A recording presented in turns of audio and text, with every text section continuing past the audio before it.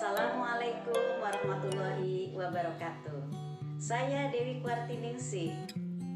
Izinkan saya untuk menceritakan kisah kelahiran Rasulullah Nabi Muhammad Sallallahu Alaihi Wasallam sampai dengan beliau wafat. Nabi Muhammad Sallallahu Alaihi Wasallam lahir pada hari Senin, tanggal 12 Rabiul Awal tahun 570 Masehi. Bertepatan juga pada saat itu adanya penyerangan Ka'bah di kota Mekah. Karena apa? Karena raja dari kota Yaman, yaitu Raja Abraha, tidak menyukai adanya Ka'bah di kota Mekah sebagai pusat peribadatan. Tapi atas izin Allah Subhanahu wa Ta'ala, akhirnya di dalam Al-Quran surat Al-Fil, Allah menurunkan burung-burung ababil, ya. Kemudian dari burung tersebutlah mengeluarkan racun dari mulutnya untuk menyerang pasukan bergajah tersebut, yang akhirnya Ka'bah di kota Mesah dapat diselamatkan. Ya, pada hari itu pula, ya, Allah atas izin Allah Subhanahu wa Ta'ala memerintahkan kepada malaikat Jibril untuk membuka pintu-pintu surga, dan kemudian juga di kota Mekah menjadi sebuah suasana yang sejuk, menyenangkan.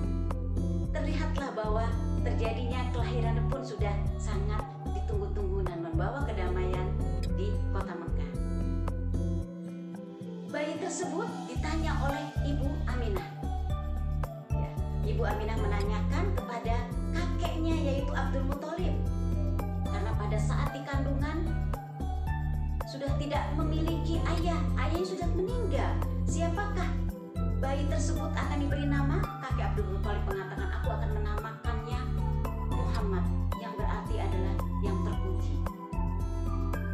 Dengan suka hati, kakek Abdul Muthalib kemudian mengajak bayi Muhammad untuk berkeliling Ka'bah, dan ditunjukkan kepada orang-orang Quraisy pada saat itu bahwa inilah nantinya yang akan menjadi pemimpin dan menjadi sebuah rahmatan lil alamin. Pada saat itu di kota Mekah, bila seorang bayi yang lahir, terutama ada dari kalangan bangsawan, dia akan disusui oleh seorang wanita dari pedesaan, yang mana nantinya bayi tersebut akan menjadi bayi yang cerdas, bayi yang terhindar dari hiruk pikuknya kota. Sebelumnya, hanya beberapa hari bayi Muhammad tersebut disusui oleh Suwaibah. Dan kemudian akhirnya datanglah seorang wanita yang bernama Ibu Halimah beserta Bapak Haris, yang dia ingin menyusui bayi Muhammad, karena dia merasa bahwa dengan nantinya menyusui bayi Muhammad, semoga keberkahan akan ada pada diri keluarganya. Yang tadinya Ibu Halimah sudah tidak mau, tapi berubah pikirannya, oh semoga dengan menyusui anak yatim yang sudah ditinggal oleh ayahnya menjadi keberkahan. Tapi memang benar saja, setelah Nabi Muhammad Sallallahu Alaihi Wasallam disusui oleh Ibu Halimah di Bani Sa'ad, akhirnya kota tersebut menjadi makmur. Tanaman-tanaman semuanya menjadi subur, dan kemudian juga hewan-hewan ternaknya menjadi gemuk-gemuk. Nah, sementara itu Ibu Halimah pun juga menyusui Nabi Muhammad, ya, air susunya begitu derasnya sampai-sampai Ibu Halimah pun bisa menyusui anaknya, dan anak Ibu Siti Halimah pun menjadi sehat. Ya, situlah bahwa Ibu Halimah dan Bapak Haris merasa bersyukur kepada Allah Subhanahu wa Ta'ala bahwa ini merupakan anak yang membawa keberkahan. Dalam perjalanannya, akhirnya pada usia 2 tahun pun juga Ibu Halimah melihat bahwa datang seorang yang berbaju putih.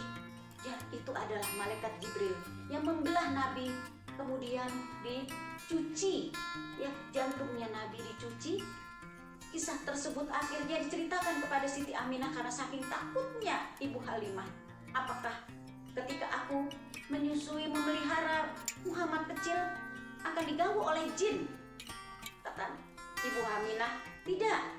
Karena apa? Karena aku merasakan bahwa ketika aku hamil bayi Muhammad dalam kandungan, aku melihat ada cahaya, yaitu cahaya dari perutku, dan aku melihat istana Bushra pada saat itu. Tidak mungkin jin akan mengganggunya. Anak ini adalah merupakan titipan Allah. Begitulah Ibu Aminah mengatakannya.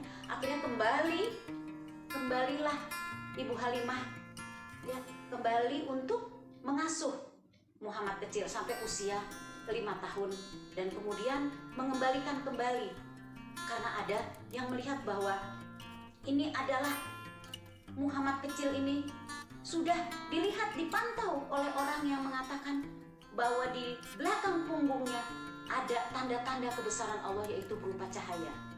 Kembalilah Muhammad kecil kepada Ibu Aminah, dan Ibu Aminah pun juga menerimanya ya.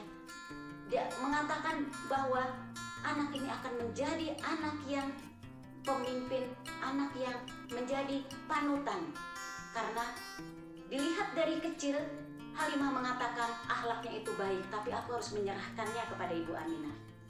Ibu Aminah menerima Muhammad kecil dan kemudian oleh kakeknya Muhammad diajak untuk bertawaf.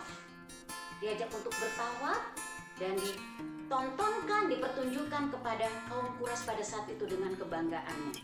Di usia 6 tahun, Ibu Aminah mengajak Muhammad kecil untuk menemui keluarga ayahnya di Yathrib beserta budaknya bernama Ummu Aiman.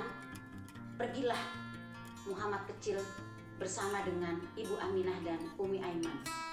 Ketika ingin kembali lagi ke kota Mekah, akhirnya Siti Aminah, Ibu Aminah mendapati sakit dan akhirnya di kota Abwa beliau meninggalkan. Dalam usia 6 tahun, Nabi Muhammad Shallallahu Alaihi Wasallam sudah menjadi yatim piatu.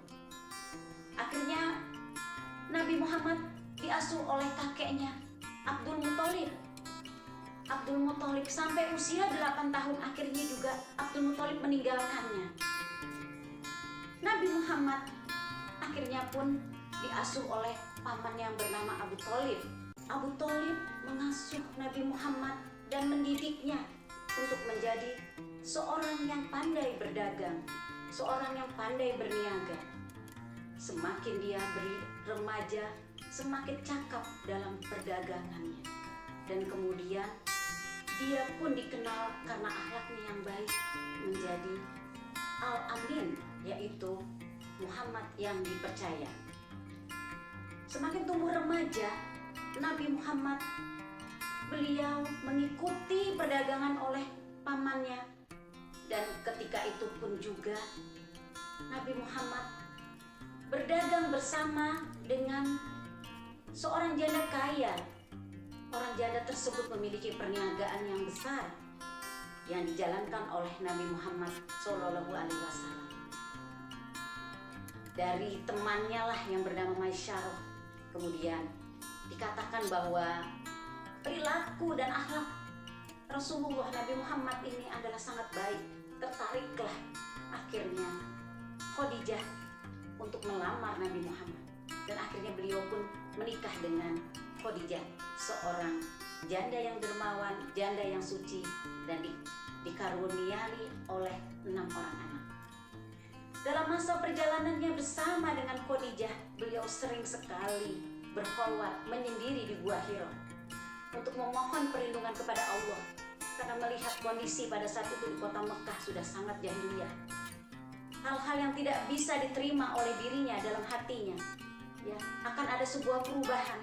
Akhirnya Allah Subhanahu wa Ta'ala dengan doa-doa yang selalu disampaikan kepadanya oleh Nabi Muhammad, diturunkanlah wahyu yang pertama di dalam surat Al-Alaq.